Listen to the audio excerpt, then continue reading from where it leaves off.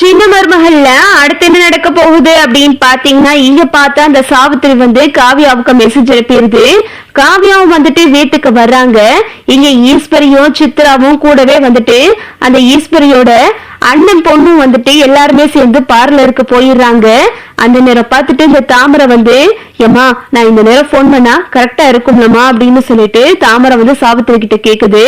அதே மாதிரியே தாமரை வந்து போஸுக்கு போன் பண்ணி, நான் தனியா தாங்க இருக்கேன், இப்போ நீங்க வந்தீங்கன்னா எல்லாம் கரெக்டா இருக்கும் அப்படின்னு சொல்லிட்டு தாமரை வந்து போஸுக்கு சிக்னல் கொடுக்கவும், போஸ் வந்துட்டு தாமரைய பாக்குறதுக்காக தாமரை ரூமுக்குள்ள வரா. என்ன தாமரை கூப்பிட்டுட்டேன், நான் கூட நீ ஏதோ இந்த தட்டி கழிக்கிறதுக்காகத்தான் நீ அப்படி சொன்னியும் நினைச்சேன். நல்ல வேலை நீ என்ன கூப்பிட்ட தாமரை.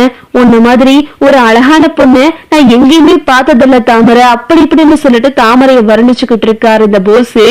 இங்க பார்த்தா காவியா வீட்டுக்கு வந்துடுறாங்க.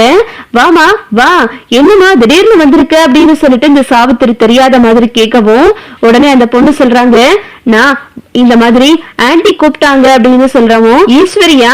ஈஸ்வரி வெளியே போயிருக்காங்க, போஸ் மேலதாமா இருக்கா, நீ போய் பாரு அப்படின்னு சொல்லிட்டு சாவித்திரி சொல்லவும், அதே மாதிரி காவியா வந்துட்டு போஸ பாக்குறதுக்காக மேல போறாங்க. அங்க பார்த்தா இந்த போஸ் வந்துட்டு தாமரை கிட்ட கொஞ்சம் நெருக்கமா பழகுறத பார்த்துட்டு காவியா வந்து அதிர்ச்சி ஆயிடுறாங்க. ஏய் நிப்பாட்றா மொத அப்படின்னு சொல்லிட்டு காவியா ரூமுக்குள்ள போயிட்டு போஸ அடிச்சு போடுறாங்க. என்னடா நினைச்சுக்கிட்டு இருக்க, இன்னும் 2 நாள்ல கல்யாணத்தை வச்சுட்டு சி உனக்கே கொஞ்சம் கூட அசிங்கமா இல்ல அப்படின்னு சொல்லிட்டு காவியா வந்து போஸ அடிச்சுட்டு அங்க இருந்து கிளம்பி போறாங்க. உன்னை சும்மாவே விட மாட்டேன், இப்பவே என்ன நடக்குதுன்னு பாரு அப்படின்னு சொல்லிட்டு காவியா வந்துட்டு அங்க இருந்து கிளம்பி போகவோ, பின்னாடியே போஸ் வந்துட்டு, காவியா காவியா இங்க பாரு காவியா, ஒரு நிமிஷம் காவியா அப்படின்னு சொல்லிக்கிட்டு இருக்கான். அந்த நேரம் பார்த்து வீட்டுல யாருமே இல்ல. காவியா கார் எடுத்துட்டு வேகமா போயிடுறாங்க. இத வந்து இந்த சாவித்திரியும் தாமரையும் ஜன்னல் வழியா நின்னு பாக்குதுங்க.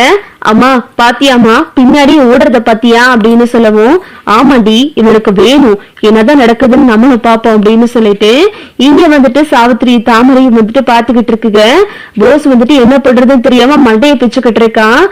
காவியாவுக்கு போன் பண்ணி பாக்குறான். காவியா வந்து போனே எடுக்கல. அப்புறம் பார்த்தா கரெக்டா வந்துட்டு ஈஸ்வரி, அப்புறம் சித்ரா, அப்புறம் அந்த பொண்ணு எல்லாரும் வர்றாங்க. எங்க என்ன போஸ் ஒரு மாதிரியா இருக்கு அப்படின்னு கேட்கவும், ஒண்ணும் இல்லம்மா அப்படின்னு சொல்றான். சரின்னு சொல்லிட்டு சித்ராவை வந்துட்டு அந்த அண்ணன் பொண்ணை கூட்டிக்கிட்டு போக சொல்லவும், ஈஸ்வரி வந்துட்டு போஸ் பின்னாடியே போயிட்டு, டேய் என்னடா நடந்துச்சு ஒழுங்கா சொல்லு அப்படின்னு சொல்லும் போது, அம்மா அது வந்துமா நான் தாமரை கிட்ட கொஞ்சம் நல்லா பழகலான்னு நினைச்சேன், அந்த சமயம் காவியா வந்து அதை பாத்துட்டாமா அப்படின்னு சொல்லும் போது இத கேட்டு ஈஸ்வரி அதிர்ச்சி ஆகிறது. டேய் என்னடா பொறுக்கி நாயே, நீ இப்படி ஒரு பொம்பளை பொறுக்கியா இருப்ப நான் என்னத்தடா கண்டேன், எப்படியாவது உனக்கு ஒரு கல்யாணத்தை முடிச்சு தொழில வச்சு கொடுக்கலான்னு பார்த்தா எல்லாத்தையும் கெடுத்து நாசு கேடுபடுத்திட்டியடா பாவி அப்படின்னு சொல்லிட்டு இங்க வந்துட்டு ஈஸ்வரி வந்து கத்துது. போஸ போட்டு அடி அடின்னு அடிக்குது. அம்மா என்னம்மா பண்றது, காவியா உன்னை சும்மா விட மாட்டேன் அப்படின்னு சொல்லிட்டு போயிருக்காமா, என்னம்மா பண்றது எனக்கு ஒண்ணுமே புரியலமா அப்படின்னு சொல்லும் போது, இப்ப வந்து கேளு, அந்த தாமரை தான் ஏதோ பண்ணிருக்கா, அந்த சாவித்திரி நான் இங்க இருந்து போகும்போதே சொன்னா எங்களுக்கு பெரிய தலை போற காரியம் இருக்குன்னு, இன்னைக்கு நான் அவளை சும்மா விட மாட்டேன் அப்படின்னு சொல்லிட்டு வேகமா ஈஸ்வரி வந்துட்டு கிளம்பி சாவித்திரி ரூமுக்கு வருது. அத்தாச்சி என்ன அத்தாச்சி இப்படி பண்ணி வச்சிருக்கீங்க, என்ன நினைச்சுக்கிட்டு இருக்கீங்க, என் பிள்ளைக்கு நடக்க போற கல்யாணத்தை நிப்பாடலான்னு பாக்குறீங்களா அப்படின்னு சொல்லிட்டு சாவித்திரி கிட்ட வந்து ஈஸ்வரி கத்தவும், மதுரி என்ன நினைச்சுக்கிட்டு இருக்கீங்க, நீங்க பாட்டுல கைய முயல் வந்து பேசிக்கிட்டு இருக்கீங்க, உங்க பிள்ளைதான் என் பிள்ளைகிட்ட தப்பா நடந்துகிட்ட பாத்திருக்கான், ஏதோ பாவம் போனா போயிட்டு போதுன்னு சொல்லிட்டு தாமரை விடுமான்னு சொல்லிட்டா, உங்க புள்ள தாமரை கிட்ட தப்பா நடந்தா அப்படின்னு தெரியும் போதே உங்க பிள்ளைய தரன்னு இழுத்துட்டு போய் எங்க அண்ணன் கிட்ட சொல்லி கொடுத்திருப்பேன், நான் தான் சரி பாவமே நான் விட்டுட்டேன், இப்பயும் ஒண்ணும் இல்ல வரையா உன்னை சொல்லி கொடுக்கவா அப்படின்னு சொல்லிட்டு சாவித்திரி மிரட்டவும், ஈஸ்வரி வந்துட்டு அப்படியே அமைதியாயிருது. இந்த பிரச்சனையை பெருசாக்க கூடாது, நம்மளே போய் பேசி சமாளிச்சிடலாம் அப்படின்னு சொல்லிட்டு ஈஸ்வரி வந்துட்டு அப்படியே அமைதியாயிருது. வேகமா வந்துட்டு அந்த இடத்துலயே போஸ போட்டு அடிச்சு, ஏன்டா அப்படி பண்ற அப்படின்னு சொல்லிட்டு அப்படியே வந்துட்டு அந்த இடத்துல மழுப்பி போஸ தரன்னு இழுத்துட்டு திரும்பவும் வந்துட்டு அது ரூமுக்கு கூட்டிட்டு வருது. சரி வா உடனே கிளம்பு, நம்ம இப்ப காவியாவை மீட் பண்ணி ஆகணும் அப்படின்னு சொல்லிட்டு வேகமா ஈஸ்வரி அப்புறம் போஸ் 2 பேரும் சேர்ந்து காவியாவை பாக்குறதுக்காக வராங்க. அங்க பார்த்தா காவியா வந்து ரொம்ப டென்ஷனா வந்துட்டு எல்லாம் தூக்கி போட்டு உடைச்சிட்டு இருக்காங்க. கரெக்டா வந்து ஈஸ்வரியும் போஸும் போகவும் இத பார்த்துட்டு காவியா வந்து அங்க இருந்து பெரிய ஜாடியை தூக்கி போட்டு உடைக்கவும், ஆமா காவியா என்னமா நடந்துச்சு அப்படின்னு சொல்லும் போது, நீங்க கூப்பிட்டீங்கன்னு சொல்லிட்டு தான் நான் வீட்டுக்கு வந்தேன். அந்த சமயம் பார்த்தா இந்த போஸ் வந்துட்டு அந்த பொண்ணு கூட தப்பா நடந்துக்கிற பாக்குறான். நாளைக்கு காலையில கல்யாணத்தை வச்சுக்கிட்டு இப்படியா பண்றது? எந்த ஒரு பொண்ணு இதை ஏத்துக்கிற முடியுமா? ஏன் இந்த இடத்துல உங்க பொண்ணு இருந்தா நீங்க ஏத்துக்கிற சொல்லுவீங்க அப்படின்னு சொல்லிட்டு காவிய கத்தவும், ஆமா கொஞ்சம் பொறுமையா இருமா, என் புள்ள ஏதோ தப்பா நடந்துட்டாமா, பாவி அவனை அடிச்சுட்டு தாமா நான் இப்ப கூட்டிட்டு வந்திருக்கேன். அந்த இடத்துலயும் போட்டு திரும்ப போஸ போட்டு அடிக்கவும், காவியா கிட்ட வந்து இந்த போஸ் வந்துட்டு என்ன மன்னிச்சிரு காவியா அப்படின்னு சொல்லிட்டு காலில் விழுந்து கதறான். எனக்கு மன்னிப்பு கேட்கறது சுத்தமா பிடிக்காது, தப்பு பண்றது எனக்கு சுத்தமா பிடிக்காது. அதுவும் என்கிட்ட எவ்வளவு பொய் சொன்னீங்களோ தெரியல, எனக்கு பொய் சொல்றவங்களை கண்டாலே எனக்கு ஆகவே ஆகாது. நான் ஏற்கனவே சொல்லியிருக்கேன்ல என்னோட குணத்தை பத்தி. அப்படி இருந்தும் திரும்பவும் வந்துட்டு நீங்க இந்த மாதிரி எல்லாம் பண்ணிக்கிட்டு இருக்கீங்க, என்ன நினைச்சுக்கிட்டு இருக்கீங்க அப்படின்னு சொல்லிட்டு திரும்பவும் போஸ வந்து காவியா அடிச்சிடறாங்க.